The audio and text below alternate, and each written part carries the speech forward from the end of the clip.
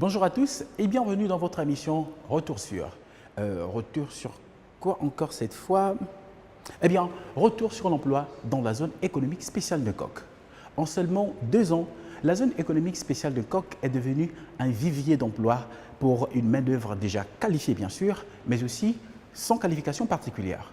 Aujourd'hui, on comptabilise près de 3000 emplois, dont 1260 emplois directs occupés à 63% par des Gabonais.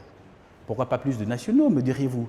Eh bien, simplement parce que, au moment de lancer leurs activités, les entreprises ont besoin d'une main-d'œuvre très spécialisée et qui est majoritairement représentée par des expatriés. En effet, il s'agit d'une nouvelle industrie dont le Gabon ne dispose pas encore de main-d'œuvre qualifiée. Néanmoins, l'autorité administrative de la zone veille à l'application du principe d'adjonction d'homologues gabonais, selon le texte de la création de la ZERP. Ce qui signifie en clair que les Gabonais apprennent aux côtés du personnel expatrié dans n'importe quelle entreprise de la zone afin de pouvoir prendre le relais plus tard. On parle alors d'obligation de faire du transfert de compétences. La proportion de la main-d'œuvre locale en Coq est donc appelée à augmenter dans les prochaines années. Pour cette fois, allons à la rencontre d'un jeune Gabonais pour comprendre comment il a appris son métier et s'inspirer de son expérience.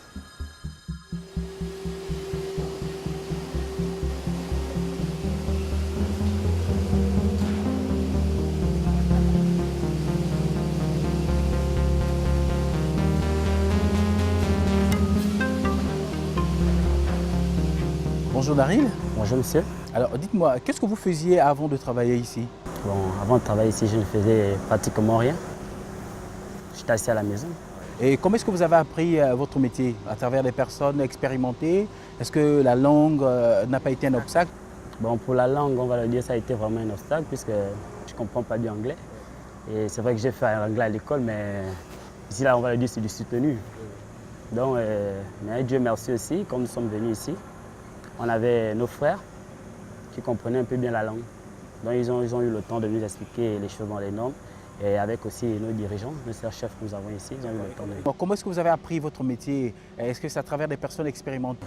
Bien sûr, les personnes qui sont à ce métier avant, puisqu'on a fait venir des spécialistes des langues, on va le dire comme ça. D'accord. Qui ont eu le temps de nous apprendre le métier, petit à petit. Et qu'est-ce qui a changé dans votre vie de tous les jours depuis que vous travaillez ici? Beaucoup de choses ont changé dans ma vie, puisqu'en ce moment, je peux dire, je peux m'occuper de moi, de ma petite famille, de mon maman qui est au village et de mon enfant. Donc, je ne dépends plus de quelqu'un, je dépends de moi-même en ce moment. Et comment voyez-vous l'avenir avec ce métier de barryman? Un autre poste après? Peut-être. C'est l'avenir qui nous le dira. D'accord. Peut-être un jour, je deviendrai peut-être méta, qui sait. Parce qu'après le métier de barryman, on devient un chef machiniste, on va dire comme ça. Ben, écoute Daryl, moi je te souhaite bonne chance, bonne continuation dans ton métier. Merci. Merci beaucoup à vous. Allez, à très bientôt. Comme on vient de le voir, ce jeune Gabonais est une belle illustration du Gabon qui va de l'avant, d'un Gabon qui n'a pas peur d'avancer. Et pour savoir s'il existe beaucoup d'autres opportunités en termes d'emploi ici dans la zone, je vous propose d'aller à la rencontre de M. Franck Zengue. Il est le responsable de l'Office national de l'emploi au sein de l'autorité administrative. Bonjour M. Zengue. Bonjour Kozas. Comment allez-vous? Bien, merci. Alors, 3 questions autour du guichet unique. Quels sont les rôles et les missions de l'Office national de l'emploi? L'Office national de l'emploi, à travers son bureau au sein du guichet unique de la zone économique à régime privilégié, a pour principale mission de jouer un rôle d'intermédiation, principalement l'intermédiation. Cela veut dire que nous sommes l'organe qui met en relation les besoins des opérateurs économiques par rapport aux demandeurs d'emploi nationaux. Alors, est-ce que, à travers la structure que vous représentez, les jeunes Gabonais qualifiés arrivent véritablement à trouver de l'emploi parmi toute cette main-d'œuvre expatriée? Il faut dire dans un premier temps que la zone économique, de par son régime spécifique, exploite plusieurs types de main-d'œuvre. D'accord? Et au sein de cette main-d'œuvre, nous avons la main-d'œuvre qualifiée. Il faut reconnaître par contre que les industries que nous avons au sein de la zone économique ne sont pas forcément de grosses consommatrices de main-d'œuvre qualifiée. Cela n'empêche qu'au sein de ces organisations, elles sont structurées de telle sorte que il y ait des opportunités d'emploi à travers des services, à travers la gestion administrative qui donnent des opportunités à notre main-d'œuvre qualifiée de trouver des postes au sein de ces structures-là. Et ceux qui n'ont pas vraiment de diplôme, disons ceux qui ont arrêté l'école de bonne heure, ont-ils vraiment les mêmes chances de trouver un emploi? Ils ont les mêmes chances, sinon même plus.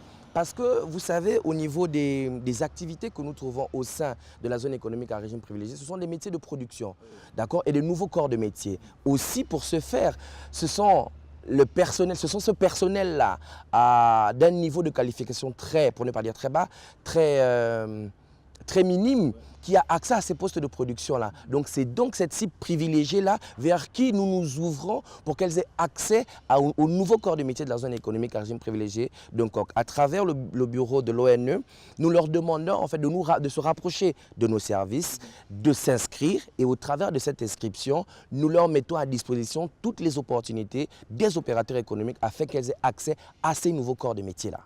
Merci, M. Zeke. Merci, c'est un plaisir. Merci encore. Et continuez à trouver du travail pour les jeunes. Bien sûr, bien sûr. À très merci. bientôt. Vous avez entendu, vous avez retenu, vous savez quoi faire maintenant.